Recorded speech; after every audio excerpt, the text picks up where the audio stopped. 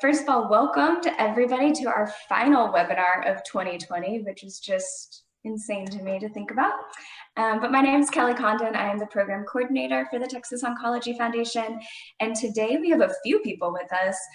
First, we have our executive director, Natalie, and she is here to give us just a look back on 2020 and everything that our foundation has been involved in. And then we're also going to spend time looking forward to 2021 and what you can expect to see from our foundation. And then we have some individuals from our communities that are here. Judith Moon participated in our first ever virtual camp, and so she is here just to share a little bit of that experience. And then Debbie Newton, one of our dedicated social workers with Texas Oncology, is here because she is involved in so many of our programs. And so we're just thankful to have all of you here with us. So Natalie, I'm going to give it over to you and let you start sharing. Well, happy holidays, everybody. I cannot believe, like Kelly reminded us, it's the end of the year. What a crazy year it has been. So just excited to have everyone join us today. Judith, thank you for joining us, and Debbie as well. And then Kelly, always kudos to you for your great work in managing me and the foundation and all of our activities. So thank you. I want to just talk a little bit about 2020 and what we saw, some of the growth that we experienced, and I want to hear from Judith and I want to hear from Debbie on their personal experiences being involved at the foundation. So, you know, as we all know, we had to transition away from face-to-face activities and take everything virtual. But before we did that, back in February and March, we were able to host 2 symposiums this year. I can't even, I mean, it was so long ago, but we served the San Antonio and Austin markets with a Survive and Thrive face-to-face symposium, which had about nearly 600 registrants join us at those face-to-face events. So, you know, we had so much momentum from 2019. We hosted 7 symposiums around the state in 2019. So we were pumped to start 2020, helping nearly 600 people who attended those events with survivorship education and networking. And how sad we were when we had to cancel everything. And so, of course, our internal group got together. We picked the brains of many registrants and social workers, and Kelly and I got together and we thought, how can we not lose the momentum we had? How do we continue to educate and be involved with survivors across the state? Because as we all know, cancer doesn't stop, right? So we hosted this year our first ever virtual camp experience. So we basically took the day-long Survive and Thrive Symposium, we deconstructed it into a 4-week program, and we covered various topics each week. So we covered mental health, spirituality, nutrition, communication. We had awesome workshops like piloxing and art therapy and yoga and cooking demonstrations. It was a event-filled, fun-filled 4-week camp, and we had between speakers and participants almost 50 people registered and joined us for that event. And so one of those participants is here with us today, and I just have to, first of all, Judith Moon is like teacher's pet. She already knows. She attended every presentation, every support group. I mean, she might have missed 1 out of like 20 workshops. So she was an amazing participant. And Judith, I just want to chat with you about your involvement with our first ever virtual camp experience. So what was your reason and motivation for joining the virtual camp experience? My first experience with Texas Oncology Symposium was in March of 2018 in Houston, Texas. It was 1 month after my bilateral mastectomy. I learned so much, so I knew that I would be able to get some great knowledge, some updates on things, and I just felt as though I would have the opportunity to learn something more. I love it. So you heard me rattle off a number of the sessions we had and workshops. Was there a session that was most impactful for you?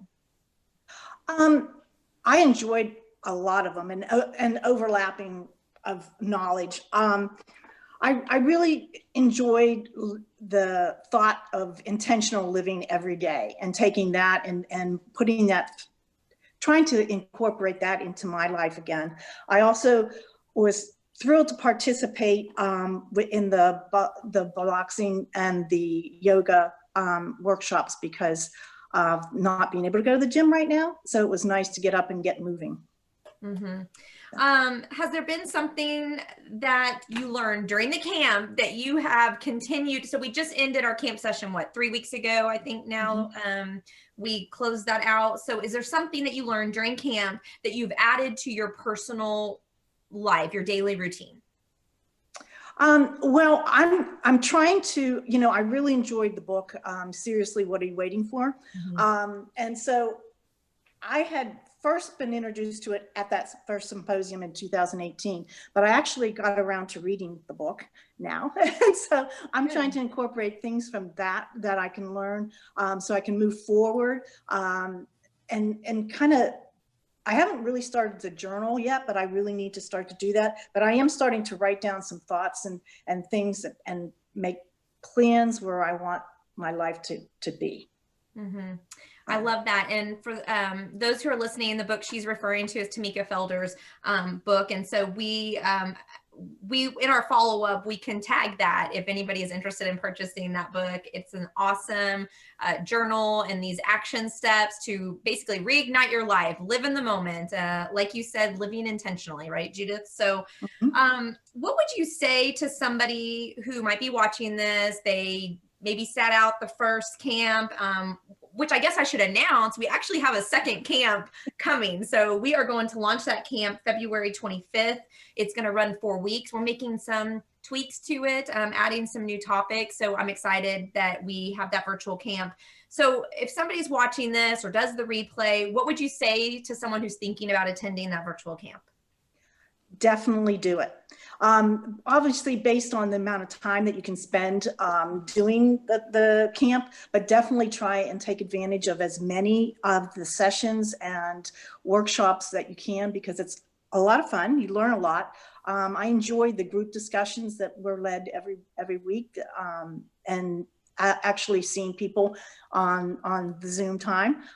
So that it's very, very enjoyable. You will get a lot of information. You will get something to think about, things that you might not have thought about before and thought, maybe that's something I should be thinking about or something I should be doing. It's definitely something you should do. Oh, I love it. So you're a great spokesperson. And you definitely are you're the expert, because you literally attended almost every session, which is awesome. So I know that you you received a lot of information and knowledge, and you got to meet a lot of other people, which I think is really awesome, that even in a time where we are forced to not do things face to face, it's really nice to connect with others who are on the same journey as you. So Judith, we're so thankful for you and that you just embraced the whole experience and that you joined us today. So just really excited to have you, and I hope you have a great holiday season. And honestly, I think you should sign up for the next camp, because we've made some changes. So there's definitely going to be some new information there. So absolutely. Thank you so much. Thank you so much. It was an honor, and I so grateful for all that I've learned. Thank you. Oh, good. So I'm going to segue into our webinars. One of the things that we took from when we started Survive and Thrive in 2016, those are great one-day events in different regional communities around the state. But what we wanted to do is be able to deliver similar content to you on a monthly basis. Well, when COVID hit all of us, we changed our schedule to include a live webinar every 3 weeks. Sorry. And so this year, since April, we've had 11 live presentations where we've introduced this, Survive and Thrive educational information to 537 new registrants. I mean, these are people outside of our community who were brought into our community, through the webinars. So we're just really excited for the number of topics that we've been able to cover, and we look forward to resuming those in 2021.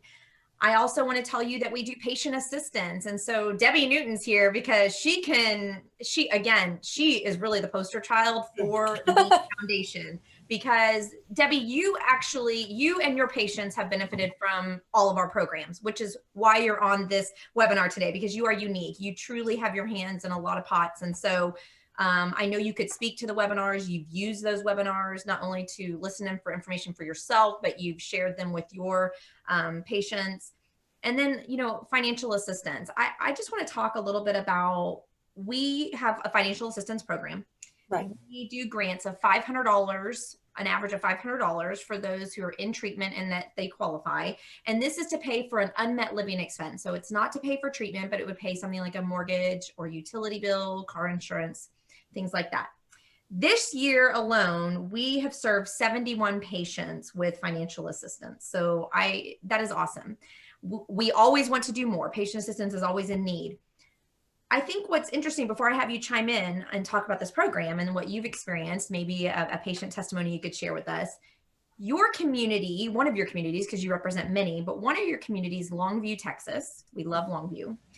They normally have an event each year to raise much needed funds for patient assistance and other cancer programs through the foundation. But this year, their 5K, their virtual 5K, raised nearly $62,000, which is amazing because we don't generally raise that much money for our event. And those funds will go to assist patients. Tell me a little bit about how you've seen the financial assistance program work. Okay, so Longview is out in rural East Texas, and we're not as resource rich as like metropolitan areas and other urban areas. And with that said, you know, when you get a diagnosis of cancer, whatever financial issues you were having beforehand get exacerbated once the cancer diagnosis comes. And by using the utility, or we call it the utility mortgage rent assistance, you know, and in some cases, they have low income housing, and I'm able to do housing plus the utilities because it still equals out to 500. And I think, you know, if you're not living out in a rural area, we take a lot of things for granted on things that just come naturally. And COVID has been a really hard year for us, but the foundation has been a real good blessing for us too, in that we're able to meet some of the patient's needs with utility assistance, rent or mortgage assistance. Some of the rent and mortgage assistance has saved our patients from getting foreclosed on or evicted. And that in itself is huge, very huge. For the utility assistance, it's amazing because patients with oxygen, I mean, we cannot have their electricity go out. And while some electric companies will allow like a 30-day grace period, we kind of leverage that to buy time so that I can get to the assistance that's needed and we can get that going out. Mm-hmm. So it's a huge, huge, huge, huge need out here. It is, and it's awesome to see a community like Longview, Texas come together. The community supports this program. We raise much needed funds, and you all benefit from it. You have the ability to access a pot of funds for your patient, and it's so good to hear from you on that. You could also probably chime in on transportation assistance. So that is something that about a year ago, we expanded our financial assistance to include transportation assistance, and that was with the help of ACS. So the American Cancer Society gave us several grants for actually 7 active sites currently: San Antonio, Austin, Midland, Odessa, El Paso, East Texas, North Texas, and the Gulf Coast region. And so they've awarded us almost $50,000, $47,000 and change in transportation grants. And so this year alone, we've served 456 patients, and we've provided an estimated 2,704 one-way rides to and from treatment, right? I mean, that number is amazing. Can you talk a little bit about, I mean, again, because you do serve such a rural population, can you tell me how that transportation assistance program has helped you and your patients? Okay, so this is our first year that we were granted the transportation assistance, and it spread like wildfire. We were absolutely excited about it because a lot of our patients, you know, Tyler and Longview out here are our 2 main cities, if you will. I wouldn't exactly call them cities, but they're the biggest towns out here in East Texas. And so the other, Longview might be a big town, but it serves, 8 or 9 different counties that have the smaller towns, and these might be over 50 miles away. And when you get out there, the rural areas, or what people out here call the country areas, transportation is hard to come by. First off, Lyft and Uber, non-existent. Mm-hmm. And we have the Go Bus, but they only, for example, Marshall is just right outside of Longview. Go Bus only goes out there on Tuesdays. Well, if you're a radiation treatment patient that has to come into the office every day, Go Bus is going to be great for you on a Tuesday, but you still have 4 other days. And so this has enabled us to get them here. Even if they have a friend that drives up, it provides gas money for that person driving back and forth to treatment. And so that has been a huge, relief for us, especially during this winter time. And transportation, I believe, and I think I can speak for the other social workers too, is our number one resource issue, because it is so hard to find. Most people don't think about it. If we have a car and we just go and drive, Right. It's no big deal. But when you have to drive over 100 miles every single day to get to a treatment, that's huge. In my Paris office too, we service people from Oklahoma, the lower portion of Oklahoma, and they come down to Paris, and that right there is like 150-mile drive. And so well, we really saw this in full effect right at the beginning of COVID, right? I mean, I think that many organizations who were serving transportation needs had to put a pause on the program, or make some adjustments. Maybe they weren't giving out Lyft vouchers anymore. They moved strictly to gas cards. So anyways, it was really great to see the foundation's board of directors actually step up and earmark a percentage of funds to help during those emergency transportation, or to respond to those emergency transportation needs. And then of course we collaborated with ACS on an additional grant, COVID grant for transportation. So we're just really excited to have been able to partner with them. So I think, unless you have any last minute words about patient assistance, I mean, at the end, I'll kind of plug how those watching could support our organization, because again, it is through contributions that we are able to do these grants and these living expense grants or transportation grants and put on these wonderful programs. So I'll talk about that in a minute, but do you have any last minute words on patient assistance? And then if not, or if you do, but after, I'm going to segue into support groups. Okay. No, I don't. Okay. Okay. So this year, really exciting once again, because, we all had to make adjustments and do some course correcting. We were able to add a caregiver connection support group launched last month. And, that's so exciting to me, because we love our caregivers, don't we? I mean, a lot of our programming is focused on the patient, the survivor, but we definitely give a lot of information and education that is applicable to caregivers. And we wanted to find a place where they could come and have some respite and really share their experience or their hardships with a group. And so last month, we launched our first ever group, a caregiver group. And that is a group that meets twice a month. So that's the first and third Thursday of each month. And the first monthly meeting is a full hour discussion with each other. So this group is led by licensed master's level social workers through Texas Oncology, which we love Texas Oncology for partnering with us on that. And they have such amazing experts. Debbie is one of them. And then the third week of the month, we have a presentation. And so we bring in an expert speaker to address some type of caregiver topic. In fact, we have one this week, and you can talk a little bit about that, Debbie, but tell me a little bit about the Caregiver Connection Group, why you think it's important. And, I know that TXO, Texas Oncology, does offer a support group for their patients, but this is something in addition to that. It's opened up to the community. So talk to me a little bit about the benefits of the Caregiver Support Group. Okay. So cancer patients have all sorts of support groups for all sorts of different types of cancer, and then generalized ones.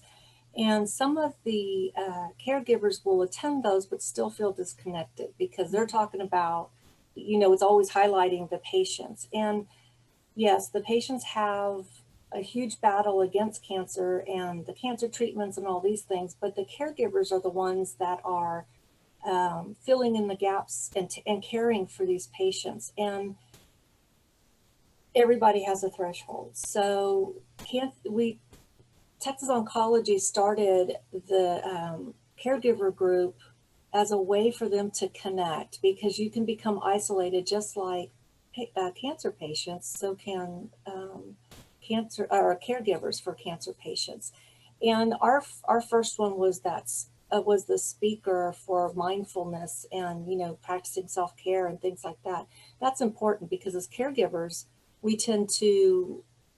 we're all about the patient, the house, all the other responsibilities that go on, that have to continue on in our lives. And then also we have the patients. And then we start becoming more and more isolated and forget about ourselves. And so this group is kind of a way to honor those caregivers, but also give them the space to freely talk and say the things that they can't necessarily say to their loved ones or to friends and stuff without feeling guilty, because cancer is basically another subculture of activity going on. And then caregiver is a side subculture. And if you're not in it, you don't quite understand it. And so we had our first open forum and it was amazing. We had men and women, and they were all kind of surprised that they were all thinking the same things, feeling the same things. And it's not a place, most people think support group is like, a place to go and boohoo and cry or gripe and stuff, but it's not. It's a very nurturing and supportive area where it's safe and confidential, and people could come in and discuss their true feelings about it instead of constantly suppressing them. Yeah, and I think that we can vouch that these groups are not a boohoo, getting off track type of meeting, because we have such skilled clinical people like yourself facilitating them. And so it makes it a really great, safe place to share and to gather information. So this Thursday, December 17th, we have Stephanie Broussard, who is the Director of Social Work and Palliative Care for Texas Oncology, doing a presentation on self-care, which is really important any time of the year, but especially important around the holidays. So we're excited to have Stephanie. And can I just tell y'all, 26 people are registered already. Like, awesome. That's amazing. I'm excited. And let me just give a shout out to men right now, because on our first caregiver group last month, I was pleasantly surprised with the number of men who actually joined the group. And I think that's so great, because I know sometimes it can seem, maybe they're not as open to joining the groups and sharing, but it was really great. So our support groups are for any caregiver, any type of cancer, any place on the journey, really. So it's a safe place, and I definitely would encourage you to connect. And you can find information about that on our website at texasoncologyfoundation.org. So I think that covers a lot of our current programming right now, Debbie, and you are so awesome. You're a valuable member of the TXO team and a friend to the foundation, and we're really grateful for you. Do you have any last minute words for us? No, other than I really appreciate the foundation, the things that they do for the patients, for the caregivers, but also for the communities. If people can tap into those webinars and get on these virtual camps and stuff, it is amazing to be able to connect, especially this time with COVID and all these other things going on. We're all feeling a bit isolated, and the foundation has really stepped up and filled a need. There was a huge gap of isolation and disconnect, and that, to me, in my opinion, has really filled that gap and done a wonderful job. I loved the virtual camp, and I'm really excited for the next one as well. So, yeah. Well, thank you, Debbie. You're always so encouraging, and we're just excited to have programs that support you and your patients. So thank you for everything you do. So I am just gonna briefly go over what we're looking forward to in 2021, and then I'm going to have some closing remarks. And in a minute, I'm going to ask Kelly Condon, our program coordinator, to show us her face and join.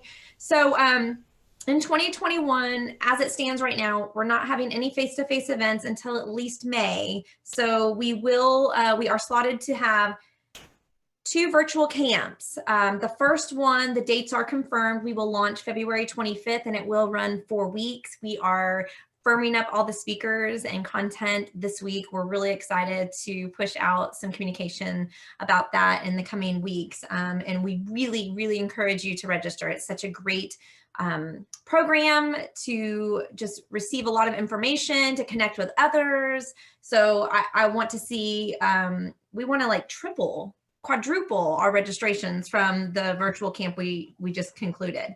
I do want to make 2 big announcements. I mean, this virtual camp was so great. Texas Oncology is actually committed to be the presenting sponsor to the first 2 of 2021. So Texas Oncology, we're just so grateful for you to be our presenting sponsor for our virtual camp. And then I just got word last week, Genentech has awarded us a sponsorship for both of these virtual camps as well. So we're just so excited that Genentech and Texas Oncology are our primary sponsors right now, and we're always looking for more. So if you are a sponsor watching this and you want to join, we have many opportunities for you to come in and sponsor our activities.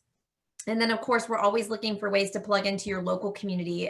You heard me mention earlier that the Longview community hosted a virtual 5K. Kelly did an amazing job organizing that. We had never done a 5K, virtual 5K, and we put our heads together, and she was super creative, and we ran it for a week, and raising almost $62,000 it's amazing. And it's going to help so many patients. But so yeah, I want Kelly, I'm happy to see you. You did an amazing job this year coordinating and keeping all these activities together. And what do you want to share with us? What are you thinking about this year? You know, I think I was most surprised by just how much our community grew this year. I was actually very blown away by that. I think this year presented plenty of challenges for everybody, and not being able to gather in person. I was anticipating it being a bigger hindrance to us and really stopping our momentum that you spoke to at the beginning of this webinar, but it didn't. And I am just grateful that our community has grown, and I'm thankful to have each and every one of you a part of it. So yeah, I think that was my favorite part of 2020. What are you most looking forward to in 2021? I'm putting you on the spot, but I am looking forward to the next virtual camp. I think our first one was such a success, but being on the back end, I was nervous every single day having to do all the logistics. And so I am very much looking forward to getting to host another virtual camp and kind of having all those first time jitters worked out. I'm excited to really dive in and go further and do more and engage more with our community. Right. Well, Kelly, you've done a tremendous job this year. We are grateful for you, truly. And we are looking forward to an awesome 2021. So I can't even believe I'm saying 2021. It's crazy to me. So in closing, I really just want to thank everyone for participating with us today on this live webinar, allowing me to talk about all the exciting things that did happen in 2020. I know that it's a tough time right now. I mean, I don't want to be naive. I know that this time of year sometimes is difficult for many, and then others find it to be the most joyous time. But you have a community here. I'm just so excited that you joined this webinar. I would encourage you, if you need any resources, if you need to be in touch with the foundation, if you want to go back and look at any of our webinars, they're all posted for free at texasoncologyfoundation.org, and you can go under our programs tab and you will find lots of information there. I also want to share with you that the shameless plug. So Texas Oncology Foundation is a charity. It's a 501c3, and we are so reliant on our generous donors. And that might be you or your company. And so your dollars go directly to patient programming. And as you can see, we did not stop, because cancer doesn't stop during COVID, and we had to continue to reach patients. We've grown transportation, we've grown financial assistance. We want to do more in 2021. So I am asking that if you find it in your, your list of giving, the foundation could be a recipient. We would just love that. You can go again to our website, and you can go to the giving page and make a donation. And it could just be a general contribution where we can put it to the most need, or you are able to earmark it if you would like to do that. And then of course, we're always looking for volunteers. I think in 2021, we still have to be very virtual, but there are some tasks that we could have volunteers get involved with us, help spread the message and the word about the education, helping to recruit people, and to grow our program. So if you have, you have time you want to give, we would be open to that as well. So we just really appreciate you joining us today. I hope everyone has a wonderful holiday season, and we just look forward to seeing you in 2021. Thank you, everyone.